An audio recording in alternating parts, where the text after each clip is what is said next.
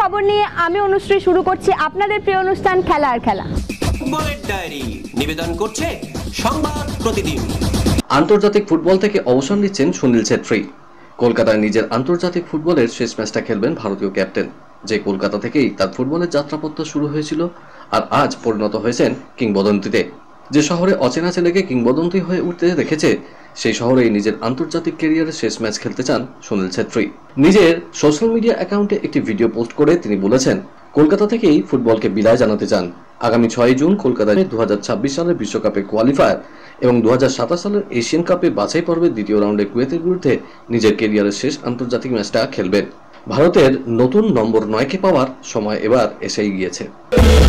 জাতীয় শিবিরে যোগ দিলেন সুনীল ছেত্রী। 10ই মে তার শিবিরে যোগ দেওয়ার কথা থাকলেও ব্যক্তিগত কারণে যোগ দেননি। এদিন সুনীল ছাড়া মুম্বাই সিটি এফসি ও মোহনবাগান ফুটবলাররা যোগ দিলেন ভুবনেশ্বরের শিবিরে। 10ই মে থেকে শিবির শুরু করে দিয়েছেন কোচ ইগর স্টিমাচ। সুনীলরাও পুরোদমে অনুশীলনে যোগ দিয়েছেন। আপাতত কোচ স্টিমাচের লক্ষ্য জুনে বিশ্বকাপের যোগ্যতা অর্জন পর্বের বাকি কুয়েত এবং কাতার ম্যাচে ভালো ফল করে পরবর্তী রাউন্ডে যাওয়া। তার জন্যই দীর্ঘ শিবিরে আয়োজন করেছিলেন স্টিমাচ। শিবির ইতিমধ্যেই ডেভিড, নন্দকুমার, নওরেম, মহেশরা যোগ দিয়েছেন। এবার দ্বিতীয় তালিকায় ফুটবলাররা যোগ দিলেন শিবিরে, যদিও চোটের জন্য নেই এক ঝাঁক তারকা। প্রতিভা অন্বেষণের নতুন উদ্যোগ নিল সর্বভারতীয় ফুটবল ফেডারেশন। ডেভেলপমেন্ট কমিটির বৈঠকে সুপারিশ হয়েছে প্রতিটি রাজ্য সংস্থাকে বছরে অন্তত 4টি ফুটবল সংক্রান্ত কর্মসূচি রূপায়ণ করতেই হবে। এর মধ্যে একটি হবে ছেলে ও মেয়েদের প্রতিযোগিতা। যাবতীয় খরচ বহন করবে ফেডারেশন। ক্রিকেটের ডায়েরি। সিনিয়র দলে কোচের পদে আবেদন চেয়ে বিজ্ঞাপন দিয়েছে ভারতীয় ক্রিকেট বোর্ড। নতুন কোচের মেয়াদ হবে 3.5 বছর। এর আগে সচিব জয়শাহ জানিয়েছিলেন, বিদায়ী কোচ রাহুল দ্রাবিড় আবার আবেদন করতেই পারেন। তার মেয়াদ শেষ হবে আসন্ন টি-20 বিশ্বকাপের পরই। বোর্ড সূত্রে খবর, ভারতীয় দলের কোচিংয়ের দায়িত্ব নিতে আর রাজি নন দ্রাবিড়। নিজের এই ইচ্ছার কথা তিনি জানিয়ে দিয়েছেন বিসিসিআই শীর্ষ কর্তাদের। কথাটা অধিনায়ক রোহিত শর্মা কানেও গিয়েছে। কোচ হিসাবে তার পছন্দ দ্রাবিড়ই। তাকে নাকি বোঝানোর চেষ্টা করেছিলেন রোহিত, রাজি হননি। বিকল্প হিসেবে প্রথমেই যার নাম উঠে এসেছিল তিনি ভিভিএস লাক্সমান, কিন্তু বোর্ড সূত্রেই জানা গিয়েছে দ্রাবিড়ের ছেড়ে যাওয়া জুতোয় পা গলাতে রাজি নন লক্ষণও। এই মুহূর্তে তিনি বেঙ্গালুরু জাতীয় ক্রিকেট একাডেমির প্রধান। লক্ষণের কাছে এই কাজটাই বেশি পছন্দের এবং স্বাচ্ছন্দ্যের। এই পরিস্থিতিতে দুটি নাম ভেসে ওঠে, স্টিফেন ফ্লেমিং এবং জাস্টিন ল্যাঙ্গার। নিউজিল্যান্ডের প্রাক্তন তারকা, বর্তমানে চেন্নাই সুপার কিংসের কোচ ফ্লেমিং এর মতামত জানা না গেলেও গোল বেঁধেছে ল্যাঙ্গারের ক্ষেত্রেও। একটি পোর্টালকে দেওয়া সাক্ষাৎকারে ল্যাঙ্গার জানিয়ে দিয়েছেন ভারতের নতুন কোচের পদে তিনি আবেদন করছেন না।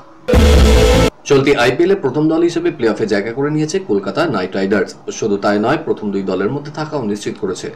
13 ম্যাচে শ্রেয়াস আয়ারদের পয়েন্ট এখন 19, জয় 9টা ম্যাচ, হেরেছে 3টিতে, আর বৃষ্টিতে ভেস্তে গিয়েছে একটি ম্যাচ। গুয়াহাটিতে রাজস্থান রয়্যালসের বিরুদ্ধে লিগের শেষ ম্যাচে নামবে নাইটরা। তবে বেগুনি সমর্থকরা তাকিয়ে রয়েছেন পরের সপ্তাহে প্রথম কোয়ালিফায়ারের দিকেই। প্লে অফে অবশ্য ওপেনার ফিল সোলকে পাবে না কেকেআর। ইংল্যান্ডের হয়ে খেলার জন্য দেশে ফিরে গিয়েছেন, তবে প্রথমবার কোটিপতি লিগে নেমেই নজর কেড়েছেন এই কিপার ব্যাটার। 182 স্ট্রাইক রেটে 12 ইনিংসে 435 রান করেছেন তিনি। সুনীল নারিনের সঙ্গে তার ওপেনিং অধিকাংশই গড়ে দিয়েছে বড় রানের ভিত। আর একটা বিশ্বকাপে দেশকে নেতৃত্ব দিতে চলেছেন তিনি। আগামী মাস থেকে শুরু টি-20 বিশ্বকাপ। তার আগে নিজের কেরিয়ার নিয়ে মুখ খুললেন রোহিত শর্মা। ভারত অধিনায়ক জানিয়েছেন, 17 বছরের কেরিয়ারে তিনি সাফল্য থেকে ব্যর্থতা বেশি দেখেছেন। 37 বছর বয়স হয়ে গেল, এখনই অবসরের কথা ভাবছেন না তিনি। রোহিত আরও বলছেন, 17 বছর হয়ে গেল, অনেক দিনের যাত্রা। আশা করছি আরও কয়েক বছর খেলবো, বিশ্ব ক্রিকেটে আরও দাগ কাটতে পারবো। দেশকে নেতৃত্ব দেওয়া তার কাছে কতটা গর্বের তা তিনি জানিয়েছেন। বলছেন, দেশকে নেতৃত্ব দেওয়ার থেকে বড় গর্বের বিষয় আর কিছু হতে পারে না। আমি কখনো ভাবিনি একদিন দেশের অধিনায়ক হব। সবাই বলে ভালো মানুষের সঙ্গে ভালোই হয়, সেটাই হয়তো আমার সঙ্গে হয়েছে। এবছর হায়দ্রাবাদের নৃশংস খুনে ব্যাটিংয়ের অন্যতম কারিগর অভিষেক শর্মা। 12 ম্যাচে যিনি 401 রান করেছেন 200-র বেশি স্ট্রাইক রেট নিয়ে। বছর 23-এর অভিষেক দ্রুতই জাতীয় দলের বিরুদ্ধে ঢুকে পড়বেন বলে মনে করছেন সতীর্থ এইডেন মার্করাম। প্রোটিয়া টি-20 অধিনায়কের কথায়, অভিষেক দুর্দান্ত একটা মৌসুম কাটাচ্ছে। গত বছর ও নিজের প্রতিভার ইঙ্গিত দিয়েছিল, আর এভাবে খেলতে থাকলে নিশ্চিতভাবেই ওকে ভারতের জার্সিতে দেখা যাবে। একদিনের বিশ্বকাপের সময় সিএবি অলঙ্কার হয়ে উঠেছিল যে 2 স্টোরি বক্স, এবার তা ভেঙে ফেলার পথে ক্রিকেট অ্যাসোসিয়েশন অব বেঙ্গল। গত বছর বিশ্বকাপের আগে এই বিশেষ বক্সটি তৈরি করে সিএবি।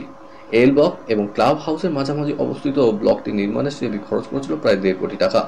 টেন্ডার ডাকা হয়েছিল, কিছুদিনের মধ্যে গুড়িয়ে ফেলা হবে ওই বক্স।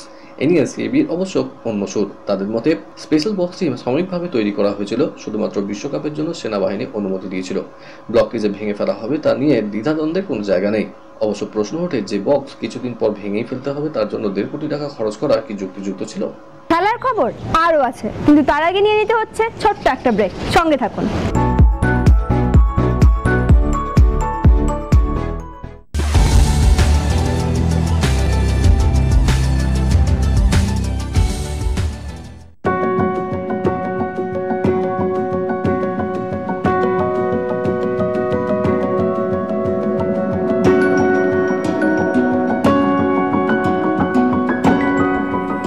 কেআরকে নিউজ মিডিয়া প্রযোজিত সাপ্তাহিক বিনোদনমূলক অনুষ্ঠান বিনোদন.com দেখুন প্রতি শনিবার ঠিক রাত 10:25 আপনাদের প্রিয় চ্যানেল ভিশনে।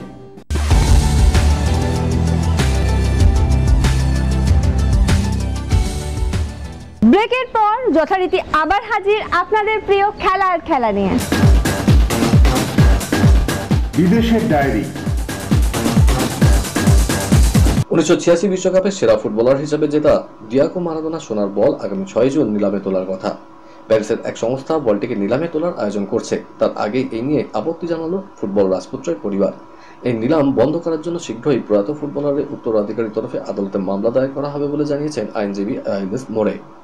মারাদোনা পরিবারের তরফে দাবি করা হয়েছে ওই সোনার বল বহু বছর আগেই চুরি হয়ে গিয়েছিল, সুতরাং এখন বলটি যাদের কাছে আছে তারা নিলামে তুলতে পারবেন না। আইন তাদের এই অনুমতি দেয় না। প্রয়াত ফুটবলার 2 মে এখনো বিষয়টি নিয়ে সংবাদ মাধ্যমের সামনে কিছু বলেননি, তবে তাদের আইনজীবী জাইলস মোরে বলেছেন এটি এমন একটি ট্রফি যেটির মালিকানা যে কেউ এসে দাবি করতে পারেন না। ডিয়েগো মারাদোনার কাছ থেকে এই সোনার বল চুরি হয়েছিল, এখন তার উত্তরাধিকারীরাই এর আইনত মালিক।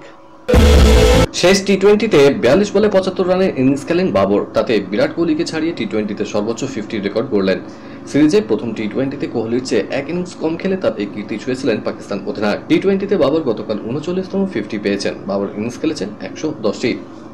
টি-20 ক্যারিয়ারে বাবরের সবচেয়ে বেশি 8টি 50 করেছেন নিউজিল্যান্ডেরই বিপক্ষে। নিউজিল্যান্ডের বিপক্ষে ম্যাচও খেলেছেন সবচেয়ে বেশি 26টি। এরপর সর্বোচ্চ 5টি করে 50 করেছেন ওয়েস্ট ইন্ডিজ এবং অস্ট্রেলিয়ার বিপক্ষে। 4টি 50 আছে ইংল্যান্ডের বিপক্ষে। সর্বোচ্চ 50-এর তালিকায় বাবর কোহলির পরের দুটি নাম রোহিত শর্মা ও মোহাম্মদ রিজওয়ান, অর্থাৎ সর্বোচ্চ 50 তালিকায় থাকা প্রথম 4 জনই ভারত ও পাকিস্তানের। শেষ ম্যাচ ওয়েস্ট হ্যামকে হারালে ইংলিশ প্রিমিয়ার লিগ খেতাব নিশ্চিত হয়ে যাবে তার দলে। তবে সেই আশা নিয়ে সময় কাটাতে রাজি নন Manchester City manager Pep Guardiola. Tottenham হটস্পারের বিরুদ্ধে 2-0 গোলে জয়ের পর খেতাব প্রায় নিশ্চিত হয়ে গিয়েছে, কিন্তু 37 ম্যাচে 88 পয়েন্ট নিয়ে টেবিলের শীর্ষে থেকেও পেপ মনে করছেন শেষ ম্যাচে তার কাছে উইম্বলডন ফাইনালের মতোই হতে চলেছে। তিনি বলেছেন, টেনিস খেলোয়াড়দের কাছে শুনেছি উইম্বলডন জয়ের জন্য বিশেষ একটা সার্ভিসের দরকার হয়, আর সেটা খুব কঠিন সার্ভিস। আমাদের কাছেও শেষ ম্যাচটা তেমনই হতে চলেছে। পেপ মনে করেন তারা ইতিমধ্যে 37 ম্যাচে 86 পয়েন্ট নিয়ে আছে, তাদের কোনোভাবেই খাটো নজরে দেখা যাবে না। মিকেল আর্তেতা যেভাবে আর্সেনালকে তৈরি করেছে সেটা অভাবনীয়। শেষ মুহূর্ত পর্যন্ত ওরা লড়াই করতে জানে। টুকরো খবর।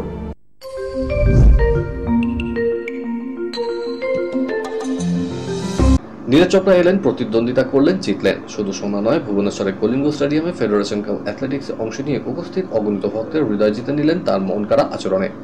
অলিম্পিক ও বিশ্ব চ্যাম্পিয়ন যখনই কলিঙ্গ স্টেডিয়ামের ট্রেনিং গ্রাউন্ডে অ্যাথলেটিক্সের ট্র্যাকে পা রেখেছেন, তখন থেকেই সকলের নজর ছিল তার দিকেই।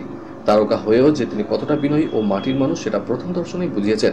মাঠে পা দিয়ে ছোট বড় সব ধরনের অ্যাথলিট, কোচ, কর্তা, এমনকি স্বেচ্ছাসেবকদের সেলফি তোলার আবদার মিটিয়েছেন। হালকা গা ঘামানোর পর নীরজ ও ভুবনেশ্বরের ঘরের ছেলে কিশোর জেনা যখন কলিঙ্গ স্টেডিয়ামের মূল মাঠে হাজির হলেন, তখন প্রায় 2000-এর ওপর দর্শকের কান ফাটা চিৎকারে বুঝতে অসুবিধা হয়নি তাদের জনপ্রিয়তা কোন জায়গায় রয়েছে। খানিকটা অনায়াসভাবে নীরজ 4 বার জ্যাভলিন ছুড়লেন। 82.27 মিটার দূরত্বে প্রথম স্থান নিশ্চিত করে ফেলার পর আর থ্রো করার চেষ্টাই করেননি। সাজা মাস্টার্স দাবা প্রতিযোগিতায় শীর্ষ বাছাই হিসেবে খেলবেন বিশ্বের 7 নম্বর দাবাড়ু ভারতের গ্র্যান্ড মাস্টার অর্জুন এরিগাইজি। পোল্যান্ডে সুপারবেট র্যাপিড ও ব্লিটজ দাবায় পঞ্চম হয়েছিলেন, সেখান থেকেই সরাসরি শারজায় যাচ্ছেন অর্জুন। থাইল্যান্ড ওপেনের প্রথম রাউন্ডে বিদায় নিলেন এইচএস প্রণয়। ভারতেরই উঠতি প্লেয়ার মৈদাওয়া লুওয়াং 21-19, 21-18 পয়েন্টে হারলেন প্রণয়কে। ডাবলসের প্রথম রাউন্ডে জয়ী সাত্বিক চিরাগ শেট্টি জুটি 21-21 হারালেন মালয়েশীয় জুটিকে। ইতালিয়ান ওপেন টেনিসের প্রি কোয়ার্টার ফাইনালে হেরে ছিটকে গেলেন ভারতের রোহন বোপান্না এবং তার অস্ট্রেলীয় সঙ্গী ম্যাথু এবডেন। রোমে 1 ঘন্টা 13 মিনিটের লড়াইয়ে স্থানীয় প্রতিদ্বন্দ্বী সিমোনে বেলোল্লি এবং আন্দ্রে বাবাসরি জুটি 6-2, 6-4 সেটে। কলকাতার ডায়েরি নিবেদন করছে গুড এজ হসপিটাল। গত কয়েকদিন ধরে দল গঠনের ক্ষেত্রে একের পর এক চমক দিয়ে আসছে ইস্ট বেঙ্গল। সেই ধারা বজায় রেখেই এবার নতুন চমক। আসন্ন ফুটবল মরশুমের কথা মাথায় রেখে কেরালা ব্লাস্টার্স থেকে ইস্ট বেঙ্গল আনতে চলেছেন তরুণ মিডফিল্ডার নিশু কুমারকে, যার ফলে লাল হলুদ রক্ষণ যে আরো শক্তিশালী হয়ে উঠল তা বলাই চলে। আগে নন্দকুমার ও স্প্যানিশ তারকা বোরা হেরেরাকে সই করিয়েছিল ক্লাব, এবার সেই তালিকায় নতুন নাম নিশু কুমার, যা থেকে খুশি আপামর লাল হলুদ জনতা। বেঙ্গল প্রো টি-20 লিগে কলকাতা ফ্র্যাঞ্চাইজি কোচের দায়িত্ব নিল শিবশঙ্কর পাল। বাংলা এই প্রাক্তন তারকা বোলারের সহযোগী কাঞ্চন ভাইতি। পুরুষ দলের মার্কি প্লেয়ার অভিষেক পোরেল, মহিলাদের মিতা পাল। শিলিগুড়ি স্ট্রাইকার্স মার্কি প্লেয়ার করেছে আকাশদীপ ও প্রিয়াঙ্কা বালাকে। কলকাতার ডায়েরি নিবেদন করলো গুড এজ হসপিটাল। আজ তবে এ পর্যন্তই থাক। আবার দেখা হবে আগামীকাল ঠিক এই সময় এই চ্যানেলে। শুভরাত্রি।